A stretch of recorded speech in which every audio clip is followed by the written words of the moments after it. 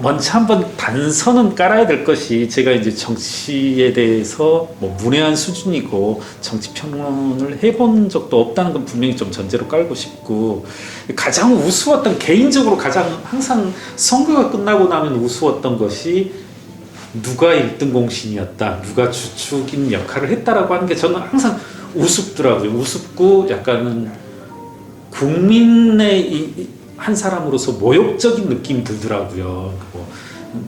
과거 박근혜 대통령이 당선될 때 누가 1등 공신이었고, 문재인 대통령을 당선시키는데 뭐 양모 씨가 1등 공신이었다, 총선의 압도적인 의석 차이로 당선될 수 있는 건 또 누가 공헌을 했다는 게, 저는 이게 우습고 모욕적이게 한 것이 다 국민의 민심이었던 거거든요. 국민의 민심이 기반으로 깔리고 국민 한 명 한 명의 어떤 판단이 있었기 때문에 이와 같은 결과가 있었던 것이지, 참 이분들은 어떤 정치라는 영역을, 선거라는 영역을 어떤 정치 공학으로 떨어뜨리면서 이걸 어떤 음모의 영역, 그리고 테크니컬한 기술의 영역으로 자꾸 격화시키고, 그런 와중에 본인들의 어떤 지분을, 이후에 있을 수 있는 어떤 이권상의, 권력상의 지분을 확보하기 위한 좀 못된 버릇 장난 아닌가. 그래서 저는 뭐 하태경 의원의 말씀을 뭐 또 그렇게 폄하하고 싶진 않지만, 저는 이제 이런 이번 선거 결과는 온전히 유권자들의 판단, 그리고 유권자들의 표심을 읽는데 뭐 고심을 해야 되지 않나, 이런 생각을 합니다. 뭐 좋은 의도로 하신 말씀이겠지만 그런 공로를 우리가 받을 처지도 아니고 그래서도 안 된다 생각합니다. 대통령 문재인에 대한 심판이었다. 네. 이게 다른 어떤 것도 아닌, 그리고 유권자 입장에서는 참 편하다고 생각한 게, 남은 1년이 채 안 되는 거죠. 1년 임기 동안 할 수 있는 게 없는 서울시장, 부산시장을 뽑는 것. 예를 들어 서울시장으로 치면은 90%가 넘는 의석이 민주당으로 이루어졌고, 그런 한에 있어서는 서울시장이 뭐 단독으로 정무적인 판단을 내려서 어떤 시정을 수행하는 것은 불가능한 상황에서, 그게 역설적으로 유권자들로 하여금 편하게 결정할 수 있게 하지 않았나. 일을 잘하는, 그리고 이 사람이 일을 잘할까 못할까 하는 그런 것보다는 이거는 이제 대통령 문재인에 대한 심판이었다, 이렇게 편하게 결정할 수 있는 그게 이제 또 배경이 되지 않았나 싶습니다. 결국은 이와 같은 불과 1년 만에, 1년 전 21대 총선에서 이제 이른바 위성정당들이라고 할 수 있는 열린민주당과의 의석수를 합하면 이제 180석이 넘는 정말 유례없는 압도적 승리를 하였음에도 불구하고, 불과 1년 만에 이제 천양지차로 바뀐 서울, 부산 전 지자체, 구별로 나눠진 지자체에서 이제 전패를 하였지 않습니까? 이런 데는 결국은 문재인 정부 스스로 자초한 어떤 정책의 실패, 그리고 이른바 이제 지금은 세 가지 범주로 이제 대표되어지는 부패, 무능, 위선, 이런 것들이 전면적으로 드러났기 때문 아닌가 싶습니다.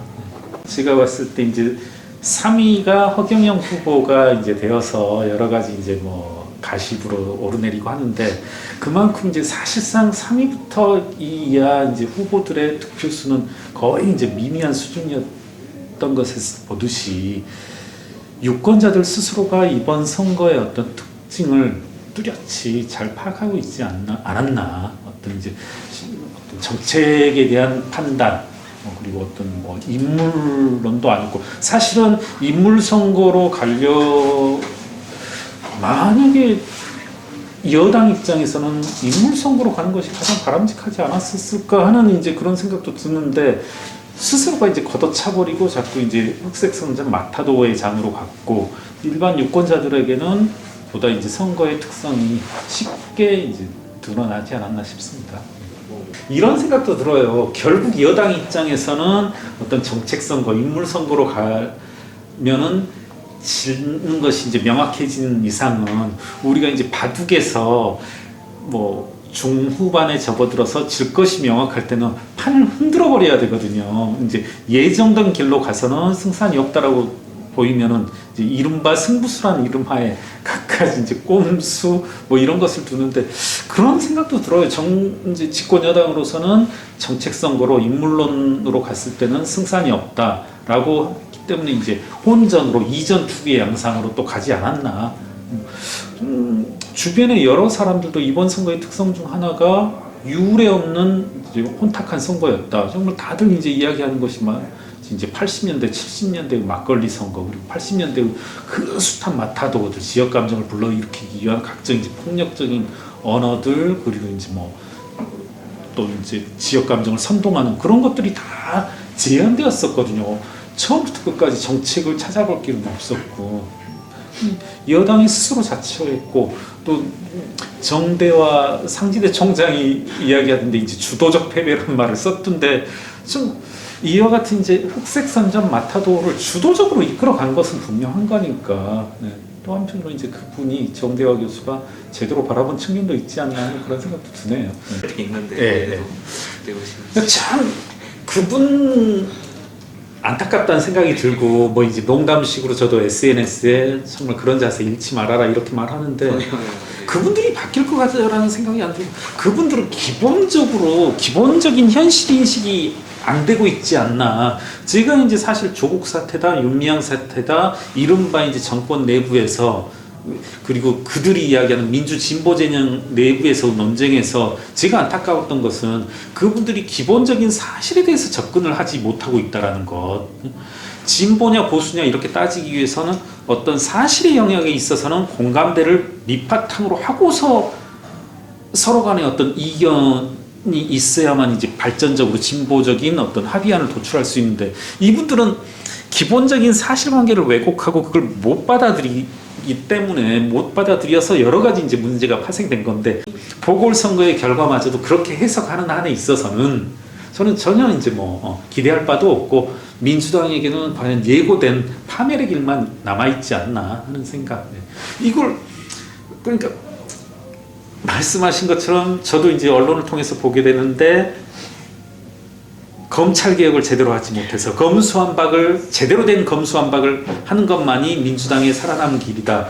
이분들과 지금 여러 이제 표심으로 드러난 국민들의 마음과 어떤 공감대가 있어요? 설득이 불가능한 영역이라고 보거든요. 저는 이게 설득이다 토론이 불가능한 영역이기 때문에 이건 저는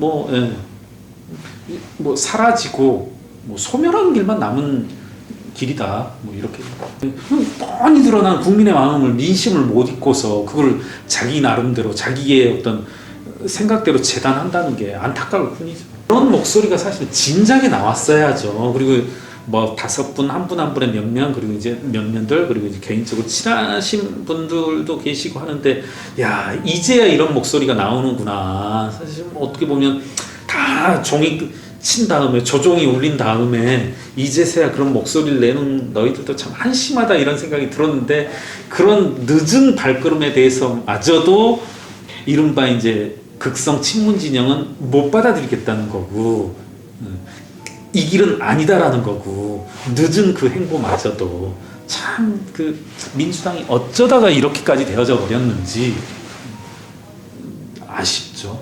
그리고 그런 목소리가 사실은 초선 20, 30대 초선들 5명뿐만 아니라 중진 의원들 왜 4선, 5선들에서는 이런 목소리가 안 나오는지 정말 그게 얼마나 극우적인 행태입니까? 정말 그거 어떻게 정말 이거 정근대적이고 반이성적이고 정말 폭력적인 그런 행위를 이른바 김정남 교수라고 한다라면 상당히 이제 과거 노무현 정부 시절부터 노무현의 최측근이신 분이잖아요. 그리고 이제 상당히 이제 그 이른바 인플루언서 역할을 하시는 분인데 그런 어떤 시정 작배들조차도 쉽게 할 수 없는 그런 행동들을 하는 모습을 보고 거기에 또 호응하는 모습들 그리고 이렇게 감흥하여서 여러 가지로 또 전화하고 이른바 양념질을 하는 모습들을 보면서 정말 이 민주당이라는 정당이 이제 끝났다. 더 이상 비전이 없다. 어떻게 보면 역설적으로 완전히 망해야 새로운 길이 이제 있지 않을까 하는 생각. 좀 그렇게 따지니까 정말 그간 민주당 그 180석 중에 다른 목소리를 내시는 분이 없었잖아요. 그나마 제 기억으로는 다른 목소리를 내셨던 분이 금태섭, 조홍천 의원 정도이신데, 금태섭 의원은 이제 견디지 못하고 탈당하셔버렸고, 조홍천 의원께서도 이제 최근에 이제 목소리를 그나마 좀 내시는데, 그 수많은 이제 양념질들 속에서 이와 같은 어떤 그 이른바 개파로 분류한다라면 친문 진영이 아닌 그간 어떤 목소리를 내오셨던, 반대되는 목소리를 내왔던 조홍천 의원, 그리고 이제 김혜영 전 의원, 이런 분들에게 조금 핵심적인 역할을 맡겨서 당의 진로를 바꾸, 이제까지 계속 뭐 당의 항로라고 한 것이 벼랑 끝을 향하고 가고 있다라면, 이걸 이제 항로를 바꿀 필요가 있다라면, 뭐 180석의 물리적인 다수의 힘이 아니라 조홍천 의원, 김혜영 전 의원, 이런 분들의 목소리를 귀담아 듣고서 인적 쇄신할 필요가 있지 않나 하는 생각을 합니다. 이런 측면도 있어요. 그러니까 저도 어느 날은 깜짝 놀랐는데, 사실은 계속 제보들이 와요. 이런 사모펀드 사례가 있습니다. 오고 뭐 지금 현재 청와대 행정관으로 근무도 하고 있습니다. 그건 이제 팩트더라고요. 뭐 언론 보도에도 나오고 했는데, 이걸 제가 만약에 2년 전, 3년 전에 봤다라면 정말 이건 파헤쳐야 되고 경고를 주고 해야 되겠다, 이런 생각이 들었는데, 그런 제보를 보고서 저도 자료를 보고서도 이제 또 이거구나. 일종의 뭐 면역이라고 해야 될까요? 그리고 이게 뭐 약간은 선정적인 언어를 쓴다라면 이게 미칠 파장?